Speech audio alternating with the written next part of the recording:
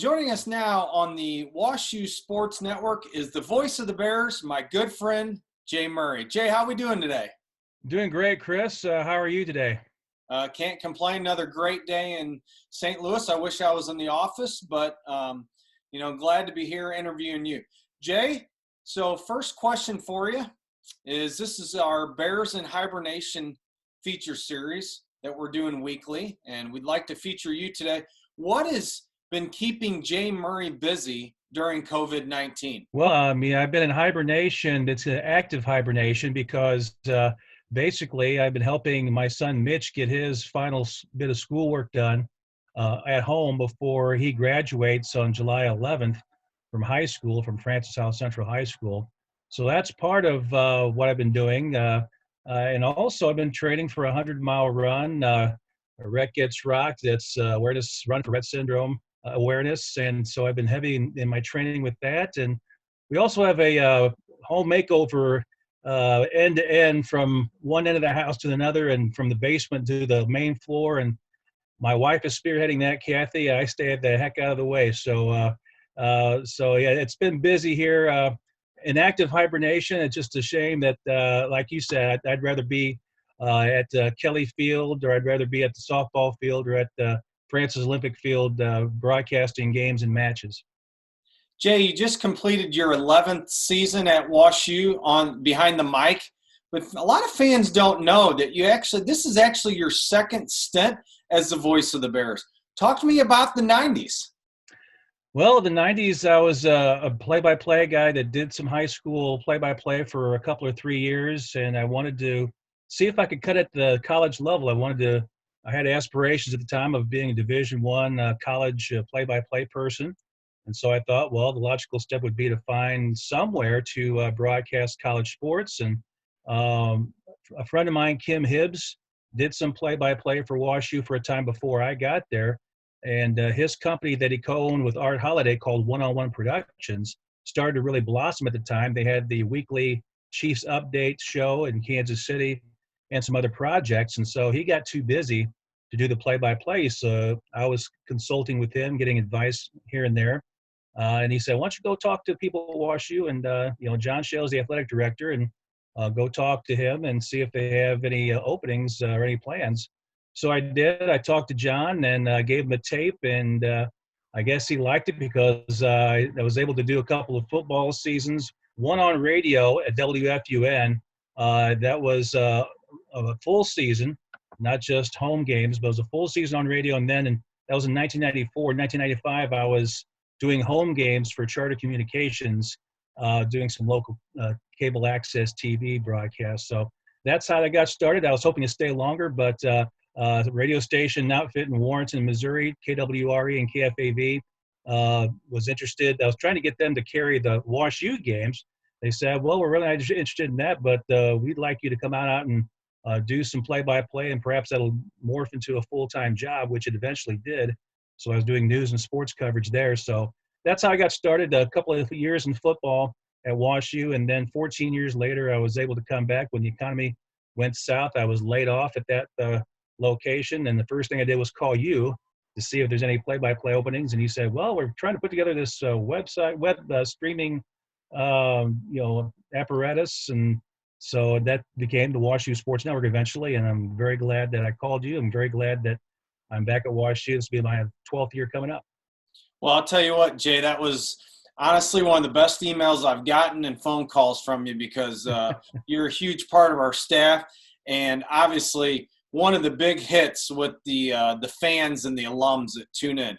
Now, here's my question. For some of the fans that may not know you, and there's not many, what sports are you now broadcasting at WashU for us? Well, I think the best question to rephrase that is, what am I not broadcasting at WashU? Because the only sport that we broadcast that I'm not doing is volleyball, because Bill Bomber does a great job, and Bill handles the volleyball for us. But in the fall, I'm doing football, men's and women's soccer, and also that morphs into we got men's and women's swimming and diving, and then men's and women's basketball in the winter. Then we move to the spring, where we have baseball and softball and occasional track and field meet. And last year, got my feet wet doing tennis play-by-play, which I really enjoyed. And so yeah, and any sport you want me to do, as long as you give me a little bit of time to prepare for it, I'm able to do it. Jay, that's probably one of the things I'm most intrigued about you is you're always willing to learn. You weren't much of a soccer guy whenever we hired you. You had not a lot of swimming and diving background, no tennis background, and you end up watching some ESPN or some Fox Sports, and you learn it. And then when you get on the air, it's like you've done 100 games by yourself. Well, it helped when I was growing up watching ABC's Wild World of Sports. There's a lot of different sports every week. And so, and I love watching all different kinds of sports. So I would tune in if there was a soccer match on, growing up, I would watch that. Or, when ESPN came around, volleyball, whatever I was intrigued by, I would watch it.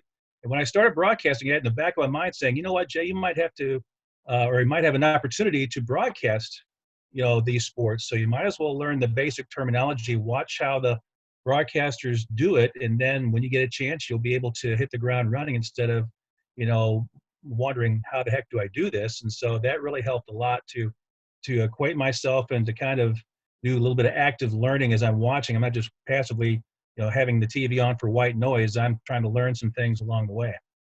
Jay, I know this because you and I are very close friends, but you care about our student athletes maybe more than anybody in the athletic department. I know you hate when our teams lose, but you definitely hate when their seasons were cut short just a few months ago. How disappointing was that to see our winter teams have their NCAA championship hopes taken away, and then also our spring sports, which didn't even have the opportunity to finish their seasons? I was heartbroken. In fact, it kind of hit me last week because, with my training for this 100-mile run, it kind of blunted the emotions of all that. But it hit me last week when I looked at my planner and I saw a bunch of games I had erased literally with my pencil eraser because we weren't doing it. And so I thought, man, at this point in time, I'd be doing baseball and softball. I'd do that track and field meet. That was going to be a lot of fun. And then the tennis championships that we were going to host at the Dwight Davis Tennis Center, the NCAA championship tournaments. And I was really geared up about that. And to have that taken away, it hurt me. It's a big part of my life. So obviously I was disappointed, but I was 10 times more disappointed because our scholar champions didn't have a chance to finish their season. The men's basketball team, I'm convinced, would have gone to the Final Four. The way they dismantled in ruthless fashion Nebraska Wesleyan on Wesleyan's home floor told me a lot about where that team was going to be going. Men's baseball got to number one, and I thought they'd be in a hunt for a College World Series appearance. The women's softball program just improving by leaps and bounds, tearing the cover off the ball. Then you add track and field. They're always in the hunt for national championships individually and team-wise. And, of course, men's and women's tennis. Everybody's having a great season, and all of a sudden COVID just yanks it out.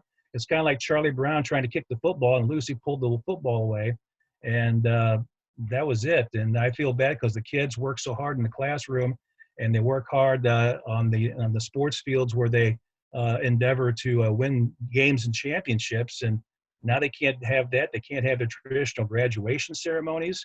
And even those athletes that are coming back, you just never recapture that vibe, that vibe you had in that one particular season. You can't really replicate that. That's why the national championships that, for example, Mark Edwards won back-to-back, and Coach Fay, Nancy Fay won back-to-back championships.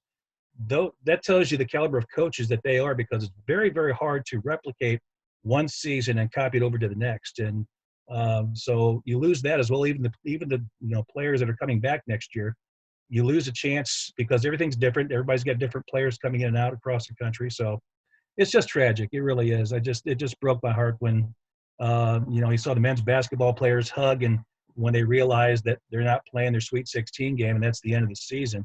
And it did bring me to tears a couple of times seeing those pictures. I'm like, man, that is just not the way it's supposed to go. And Jay, I know because I've broadcast a lot of postseason games with you. There's nothing like broadcasting a postseason game. I think about the many times you and I have broadcasts from GCS Field over in Sauget. Some games that we've won and some games we've lost, but probably some of your best memories behind the mic. Yeah, certainly. My first year, actually, the women's basketball team, Coach Fay won her championship that year. A lot of great memories there, and having a chance to broadcast an NCAA championship game and Final Four games. obviously a big thrill. Last year you mentioned the baseball program with those Soje regionals, and even last year when we hosted and eventually lost heartbreakingly to Co. Those were some of the best games I've ever broadcast because the situation demanded that you raise your level of play even more than you usually have. And so, I got a lot of nice feedback from that. Women's soccer, the games that springboarded them to the Final Four, one in particular, Katie Chandler, and against Chicago in overtime to help end the regular season, and then the 2-1 win over Wheaton that sprung WashU to this last Final Four. And there's lots of great games in postseason play. That's one thing that's always great about WashU. And people say, why don't you try to go Division I? I say, why would I want to when I've got these great programs, great teams, having lots of success? It's a lot of fun broadcasting those types of games and programs. So the postseason is very special, and I don't take it for granted because there's no guarantee teams are going to get there even from WashU. So it's a very special moment, and I make sure I cherish it, make sure my level of play is raised a couple of notches. Jay, I love your sometimes you give the kids some nicknames like Big Game Katie, or yep. What was Alex Toth's nickname? Toth the Terrible. Toth the Terrible. Now, Jay, how many broadcasts have you done in your 11 years at WashU? I know you have the total for me. I had to update it because I forgot to add the 3 games that we had against Co. and baseball. But, I've got it right here. I got to keep it on the list. There's 724 is where I'm at right now. 724. All right, so, Jay, let's talk about when you're not behind the mic, you're not hanging out with your family or your son, you like to dabble in freelance writing. Is this a different way for you to tell a story but in print? Talk to me a little about that. It's a little different, but again, it's the same. You try to find in a sports event that you're broadcasting, you try to find the hook. What's going to be the interesting thing that's going to run through the length of that particular game you're going to broadcast? And freelance writing, I write for Coffee Table Publishing LLC. They have 3 magazines based in Vermont, and here's one of them right there. Best of Burlington. That was a feature article that I wrote a couple months ago. But you try to find a hook that's going to get the reader interested at the start, and then you follow that theme and you build it. You do a lot of research. I do research, and I interview the people over the phone that I talk to for the magazine article, and so you have the hook, and then you weave in the information around the hook, and then you just try to extend it all the way from the start to the end, and you hope it's entertaining to read and informative as well, and that's how I handle my broadcasts also. All right, Jay, I want to talk to you a little bit about this 100-mile run that you're doing in October. Now, fans might be saying, man, this guy is crazy. Talk to me about the process of getting ready for this 100-mile run in October, because I know it's already started. Yeah, training's already underway, and it's for Red Gets Rocked, and there's the T-shirt last year of the 24-hour run that I did.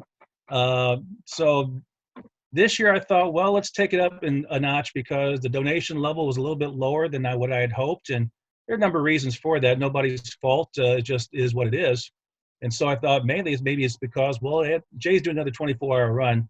In our society these days, you always got to do something a little bit different from year to year, either bigger or something different. And so I thought the next logical step would be a 100-mile run because that's supposed to be the toughest run as far as ultras are concerned, because you don't have a lot of time to rest. You have to, if you want to meet a time limit to get your 100 miles in, you've got to keep going in past 24 hours. And I'm trying to give myself 30 to 32 hours to finish this. It'll be October 3rd and 4th in a venue to be determined depending on what the COVID situation is. Hope to do it at WashU again, but we'll find out. But the training has gone well. I'm in 40 miles a week now for the last 5 weeks.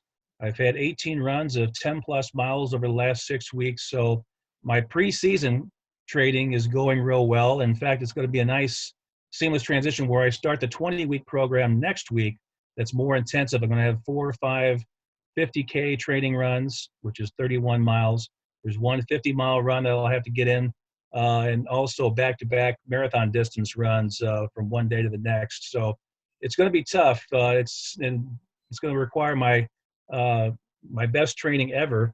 But the one silver lining that I have with this COVID situation, it does allow me to train kind of like an Olympian, where I have the other two jobs are on the shelf for a moment. So I've had a lot of time to train. It's gone very well. So we hope that continues. But it's for Rett syndrome awareness. It's a neurological disorder caused by a gene mutation in the brain that inhibits neurological development. So say, for example, we imagine a kid that's 6 months to 18 months of age, just learning how to walk and talk, and have something all of a sudden yank the rug out from underneath them. And so they can't walk or talk for the rest of their lives. And that's basically what Rett syndrome does in a nutshell. And so it's a very sinister disease in that aspect. And having known several kiddos that have Rett syndrome in their families, it's become a big cause of mine to bring awareness to it, because a lot of people don't know about Rett syndrome. They know about cancer and diabetes and things like that, and I support those causes as well. But Rett syndrome has become close to my heart because it needs, it needs awareness. We're getting real close to a cure, and so that's what I'm trying to do. Try to do my part to help push that football a little bit closer to the goal line for a cure. Jay, a fan might say, you're going to go run 31 miles. What does Jay Murry, what do you do for 31 miles? Is it going through your head? Do you have a playlist that you listen to? Just briefly tell me, what do you do for 31 miles? Oh, yeah. Well, the key is having music, because I've got music in my iPod shuffle that is from different parts of my life, from college, from when I was a boy, lots of different types of music too. So every song that comes up, it'll take me to a particular place in my life, whether it's in the past or looking forward to the future or whatever. So I have that. That helps a lot, because it helps my mind drift a little bit, and that's the key. I always say there's two halves of a brain. There's the fretful brain that we deal with regards to, okay, we got to do this, we got to go to work, we got to go to the grocery store, this, that, and the other thing.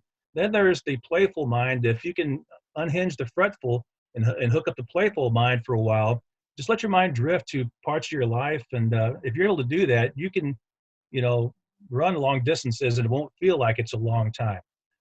You're also doing self-awareness of how your body feels when you have to hydrate, when you have to eat every couple hours, whatever. And so that's how you occupy your mind, just those kind of things. And having music is a key, because again, it allows me to drift and think about things, and it helps pass the time quite a bit. Well, Jay, thanks for coming on our Bears in Hibernation feature, and thank you for sharing so much about, I know what you love. I just want to say thank you for all the work that you do at WashU. Very disappointed that you didn't get to complete the 2019-2020 season, because I know all those student athletes and teams are, mean a lot to you, but I'm sure you're as hungry as our coaches and our student athletes to get behind the mic here in a few months. Oh, absolutely. I'm going through some old broadcasts. We're going to try to go through them and have some time to listen to them and just kind of pick up some things I can improve on. And so I'll be doing a little bit of that. But yeah, I'm chomping at the bit. I can't wait to get back out to the campus of WashU and be among my beloved Bears, because they're a big part of my life. And I'm glad that people think I'm a big part of theirs. It's a win-win for both. And we just need to get this COVID nonsense out of the way somehow, some way, and get back to what we all love, which is WashU athletics.